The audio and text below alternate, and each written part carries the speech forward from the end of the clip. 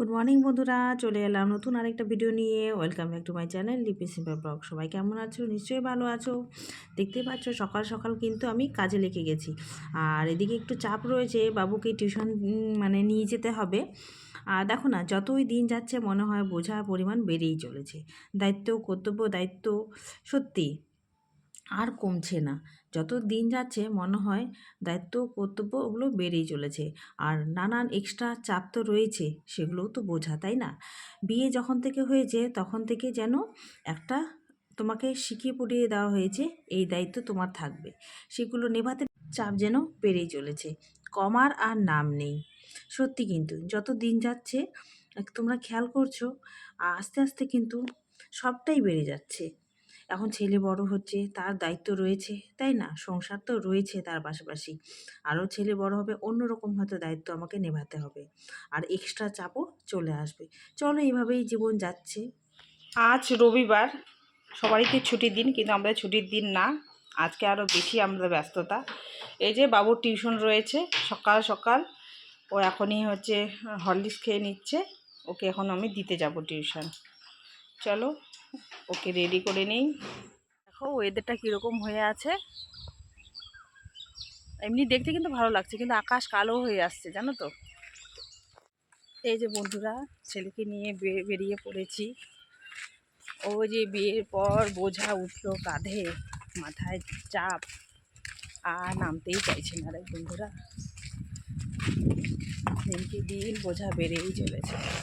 এই যে এখন ছেলেকে যাচ্ছি টিউশন দিতে, আর এদিকে আকাশের অবস্থা কিন্তু প্রচণ্ড খারাপ। আকাশে কি অবস্থা দেখো বাবা।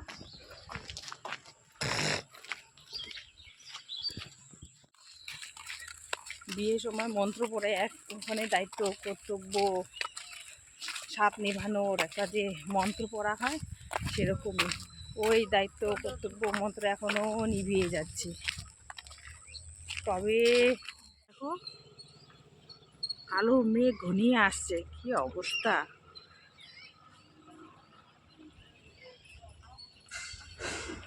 সত্যি বাবু বলছে কি আকাশটা আমাদের পিছু করছে, আমরা যেদিকে যেদিকে যাচ্ছি সেদিকে আকাশটা কালো মেঘ হয়ে আসছে।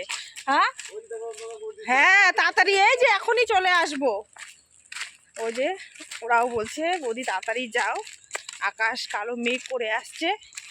সত্যি কিন্তু আমাদেরকে যেন পিছু করছে, তাই ঝটপট একটু চলে যাই। আর বসে থাকার জোর নেই আজকে। আবার ওকে দিয়ে এসে বাড়িতে কাজ কর্ম করে আমাকে আবার কর্মস্থলে ছুটতে হবে।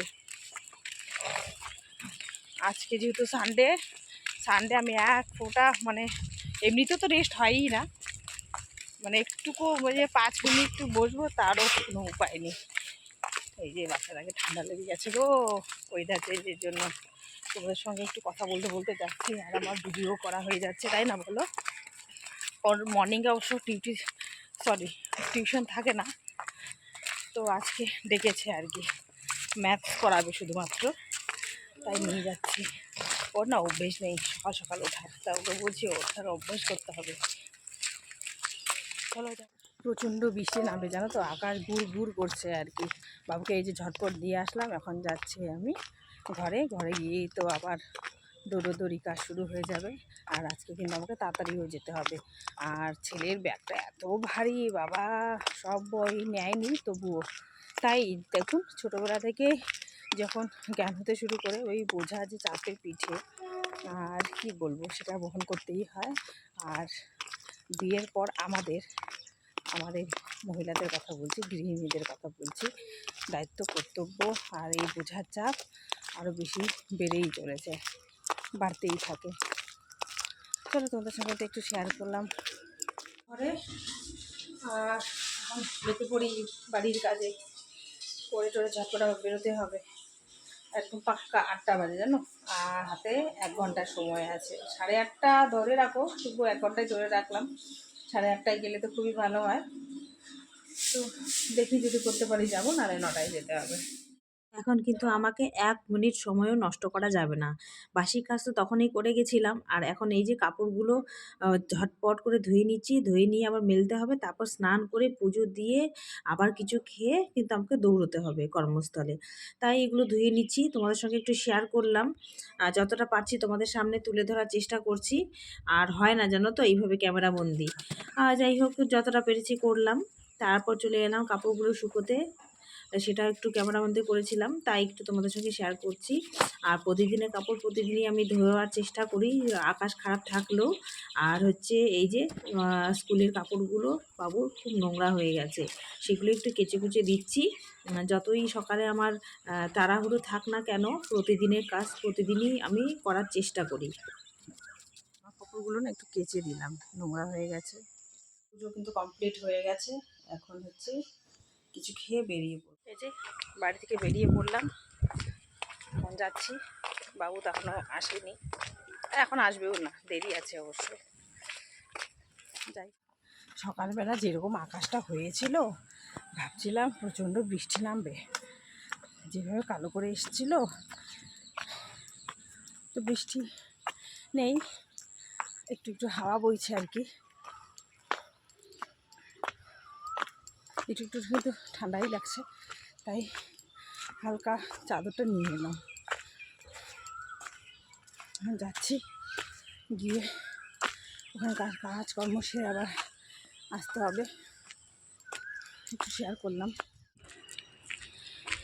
রোববার মানে তোমাদের ছুটির দিন, মজার দিন, ভালো মন্দ রেঁধে খাওয়ার দিন, পরিবারের সবার সাথে কাটানোর দিন।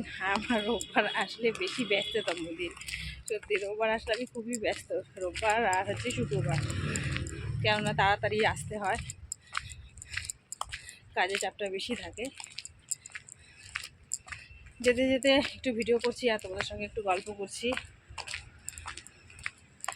আর এরপরে তার ভিডিও করতে পারবো না, একবারে যখন দুপুরবেলা খেতে যাব তখন করবো। তাই হেঁটে হেঁটে যাচ্ছি জানো তো, ওই আগাম চলে গেছে বাবুকে আনতে, আর ভাই গেছে জল ছাড়তে, ওখানেই হচ্ছে বাবুকে হাতে নিয়ে আসবে, সেটাই আর কি। তাই ফোন করলাম না, আমি হেঁটে হেঁটে ভিডিও করতে করতে তোমাদের সঙ্গে চলে যাচ্ছি। চলো যাওয়া যাক।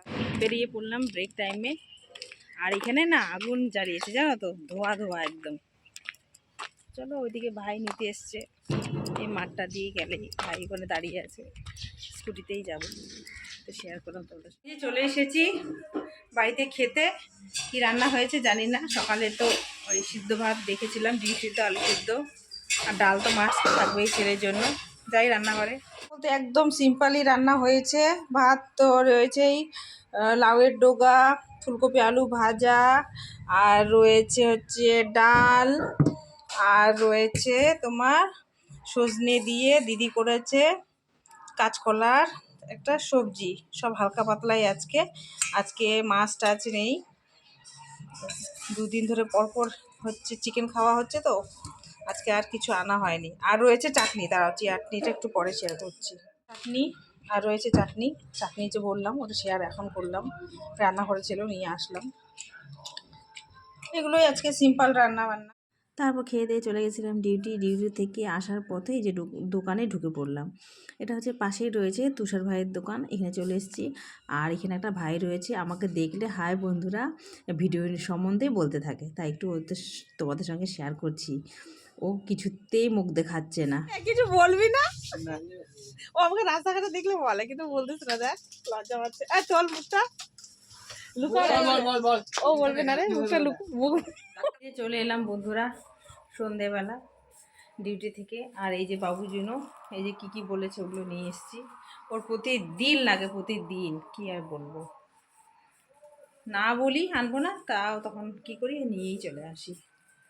আজকে নিয়ে এসেছি সিঙ্গাড়া, খাবে সিঙ্গাড়া, খেয়ে দিয়ে ওকে পড়াতে বসাবো। এখানে রয়েছে মশলাপাতি টুকিটাকি কী কী জিনিস নিয়েছি ওই দোকান থেকে। আর এখানে রয়েছে সিঙ্গাড়া, ওর জন্য সিঙ্গাড়া নিয়ে এসেছি, দিয়ে দিই। ও আবার টিভি দেখছে, টিভি দেখে দেখে খাবে। এই নাও বাবা, আয় ছেলে, দেখিস বিছানায় পড়বে, খেয়ে নিয়ে পড়তে বসবে, কোনো কথা হবে না কিন্তু, সব কমপ্লিট করতে হবে আজকে, বুঝছো? আজকে তো ড্রয়িং নেই, খেয়ে নাও। ডিউটি থেকে এসে আজকে রান্না বান্না ঝামেলা যায়নি, একবারে বাবুকে পড়াতে বসিয়েছি, এতক্ষণ ধরে ওকেই পড়াচ্ছিলাম, পড়িয়ে তারপর চলে গেলাম রান্নাঘরে। অনেকটা দেরি হয়ে গেছে, যেতে যেতে 9টা সাড়ে 9টা বেজে গেছে আমার রান্নাঘরে, জানো তো। তারপরে কী করবো শর্টকাটে কি রান্না করব, তো বৃষ্টি বৃষ্টি ওয়েদার, ঠান্ডা ঠান্ডাই লাগছে, তো ভাবলাম চালে ডালে বসিয়ে দিলাম খিচুড়ি, আর হচ্ছে বেগুন ভাজা আর আলু ভাজা, আর দুপুরে রয়েছে চাটনি, দাঁড়াও একটু শেয়ার করি।